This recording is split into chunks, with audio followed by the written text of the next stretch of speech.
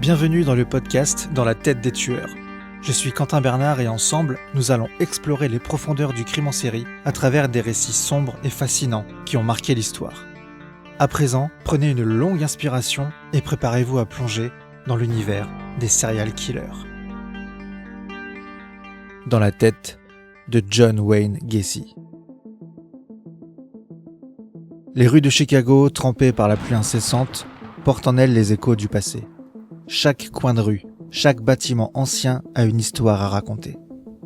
Mais aujourd'hui, nous allons évoquer une histoire qui, malgré les décennies, reste gravée dans la mémoire collective, refusant d'être effacée par le temps. Les clowns, pour certains, ils évoquent la joie, l'innocence, les rires des enfants. Mais pour d'autres, ils incarnent des cauchemars, des figures étranges, inquiétantes. Et parfois, la réalité dépasse la fiction. John Wayne Gacy, un nom qui, pour beaucoup, est synonyme de terreur. Un homme respecté, un entrepreneur prospère et pourtant, sous ce masque d'ordinaire, se cachait une bête. Aujourd'hui, nous allons lever le voile sur l'homme connu sous le nom de Pogo le clown, le tueur qui a changé à jamais la façon dont nous percevons ces figures comiques. Accrochez-vous car nous entamons un voyage sombre et tourmenté dans les tréfonds de l'esprit humain, là où se cache l'inimaginable. Chicago, 1978. Une ville en effervescence avec sa vie trépidante, ses hauts et ses bas. Dans cette métropole, un homme se démarquait non pas par son extravagance, mais bien par son apparente banalité. John Wayne Gacy, un nom qui résonnera pour toujours dans les annales du crime. Né le 17 mars 1942 dans un quartier modeste de Chicago, Gacy semblait être l'archétype du rêve américain. Un entrepreneur respecté, actif dans la communauté, organisant des fêtes pour le voisinage. Et oui, il avait un hobby particulier, se déguiser en clown. Pogo le clown, pour divertir les enfants. Cependant, comme tout bon film à suspense, les apparences peuvent être trompeuses. Sous le masque jovial du clown se cachait un homme tourmenté, avec des pulsions sinistres. Alors que Gacy recevait des éloges pour ses actes de charité et sa participation à la vie locale, il menait une autre vie. Une vie de prédateur. Une vie où il utilisait son statut pour attirer de jeunes hommes et garçons dans sa toile. La façade impeccable de Gacy a commencé à se fissurer le 21 décembre 1978. Robert Pist, un adolescent de 15 ans, disparaît après avoir parlé d'une opportunité d'emploi offerte par Gacy. Ce fut le fil d'Ariane qui conduirait les enquêteurs à déterrer les secrets de l'homme derrière le maquillage du clown.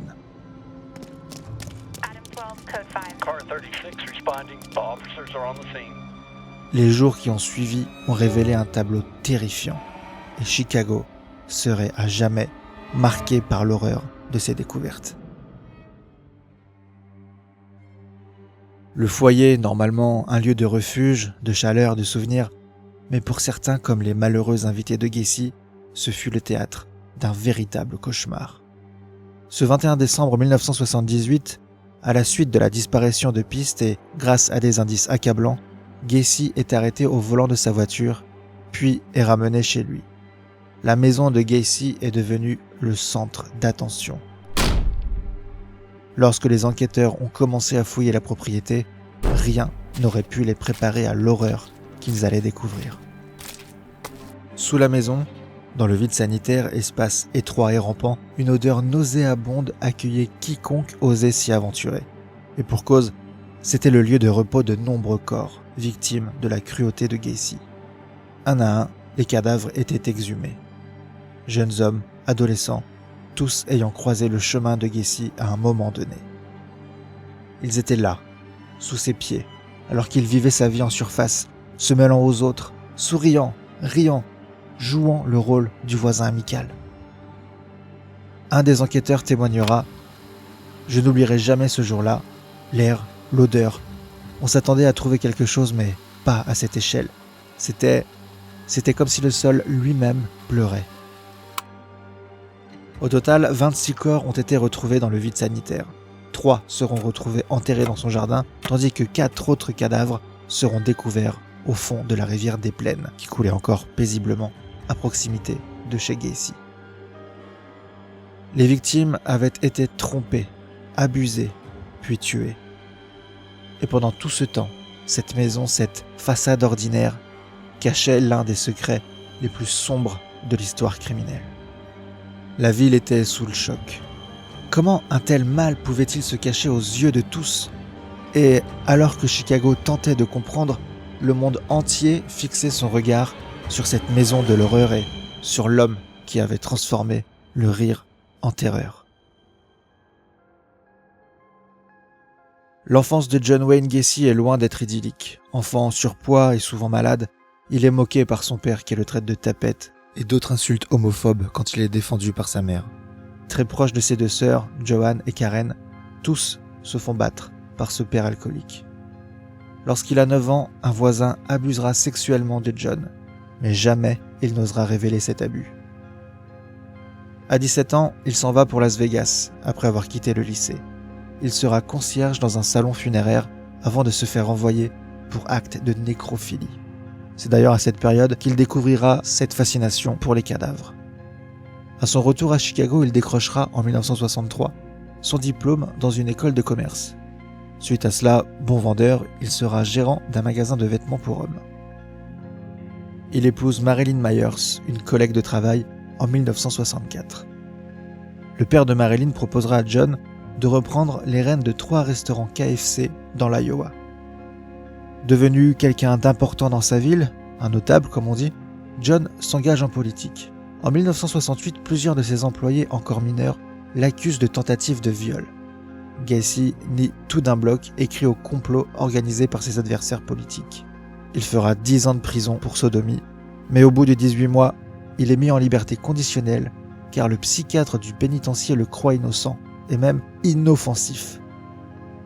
Sommes-nous témoins de la première tromperie de Gacy ? Il divorcera de Marilyn en septembre 1969 et retournera vivre chez sa mère, son père étant décédé. Il trouvera un poste de cuisinier dans un restaurant. En 1972, après s'être remarié à une femme du nom de Carol Hoff, Gacy fonde PDM Contractors, une société de construction. Pogo le clown est sur le point de naître. En effet, c'est à cette époque que Gacy confectionne le costume de clown afin de collecter des fonds pour le Parti démocrate ainsi que pour divertir les enfants malades de l'hôpital voisin. Il lui arrivera même d'animer des goûters d'anniversaire. C'est durant l'année 1972 qu'il commettra ses premiers meurtres. Ses victimes sont âgées de 15 à 20 ans. Ils font partie de son voisinage, d'autres travaillent pour John. Il les invite chez lui, les menotte, les bâillonne, les torture, les viole avant ou même après les avoir tués, puis se débarrasse de leur corps. En 1976, Carol demandera le divorce car en plus d'avoir découvert des magazines porno gays, elle trouvera des vêtements d'adolescents dans la maison. La bisexualité de son mari n'est pour elle plus un secret. 1980, la ville de Chicago est en émoi. Les rues enneigées autour du tribunal de Cook County sont noires de monde. Journalistes, curieux, familles en deuil, tous sont venus pour assister à l'acte final de ce drame horrifique que Gacy a orchestré.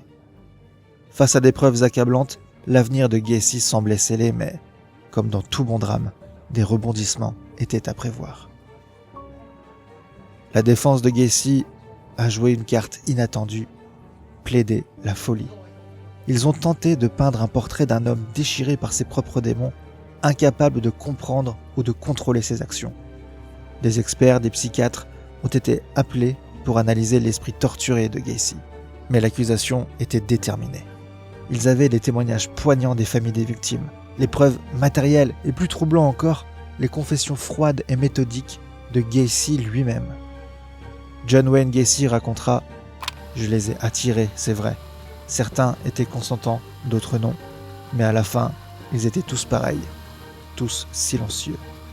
Chaque jour de procès apportait son lot de révélations, d'horreur, de douleur.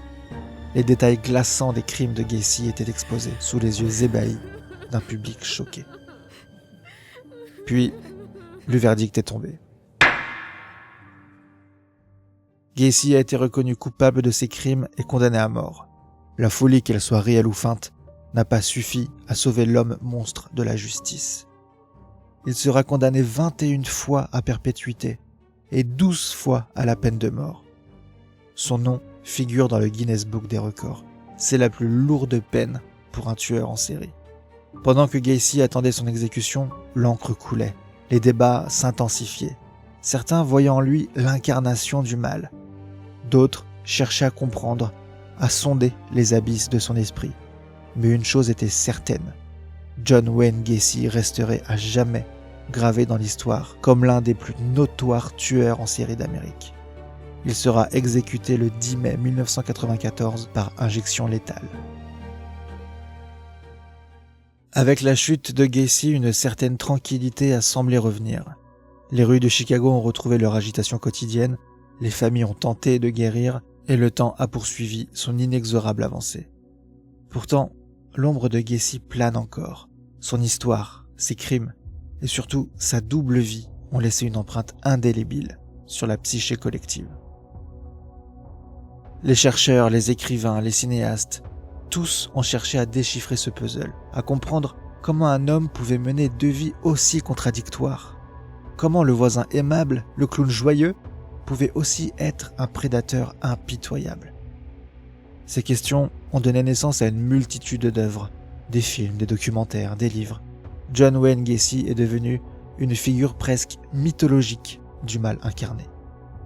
Stephen King s'en est inspiré pour créer son clown Pennywise dans Ça. Le clown tueur Twisty le clown dans la saison 3 d'American Horror Story est aussi inspiré de cette affaire. On retrouve également le personnage de John Gacy dans la saison 4, Hotel, et également dans la série Supernatural, les frères Winchester se battent à 2 reprises contre son fantôme. Et la liste est encore très très longue. Mais au-delà de l'exploitation médiatique, le cas Gacy a également ébranlé le monde de la criminologie et de la psychiatrie. Comment identifier les signes avant-coureurs? Comment éviter qu'un autre Gacy ne se cache parmi nous?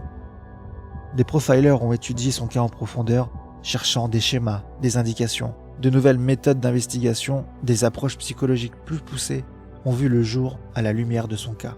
Et malgré tout cela, une question persiste. Peut-on vraiment connaître quelqu'un? L'histoire de Gacy, en fin de compte, est un rappel glaçant de la complexité de l'âme humaine et de la fine ligne qui sépare la normalité de l'abîme. John Wayne Gacy, le clown tueur, restera à jamais ancré dans les annales du crime. Pas seulement pour la brutalité de ses actes, mais aussi pour la profonde trahison de confiance qu'il représentait. Dans cette histoire, nous n'avons pas seulement découvert un homme, mais une faille dans la compréhension que nous avons de la nature humaine. Les visages que nous montrons au monde, les masques que nous portons peuvent souvent cacher des vérités bien plus sombres que ce que l'on pourrait imaginer. Les rues de Chicago ont peut-être retrouvé leur rythme, mais les échos du passé ne disparaissent jamais complètement. Les leçons apprises de cette affaire, les questions qu'elle a soulevées sur la sécurité, la confiance et la nature du mal continuent de résonner. En tant que société, il est essentiel de se souvenir, non pour s'attarder sur le macabre, mais pour honorer les victimes, pour apprendre et, espérons-le, pour éviter que de telles tragédies ne se reproduisent. J'oubliais, les derniers mots de Gacy au gardien qui l'attachait sur son lit de mort furent « Kiss my ass », embrasse mon cul.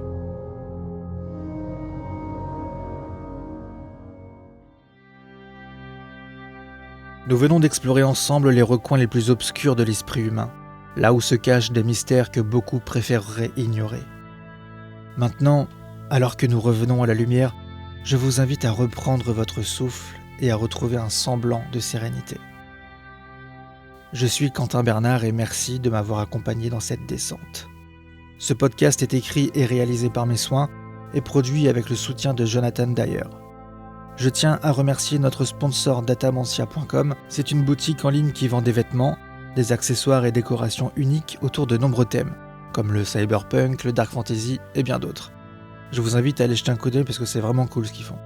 Merci à tous pour votre fidélité, je vous dis à très bientôt pour une nouvelle plongée en apnée dans la tête des tueurs.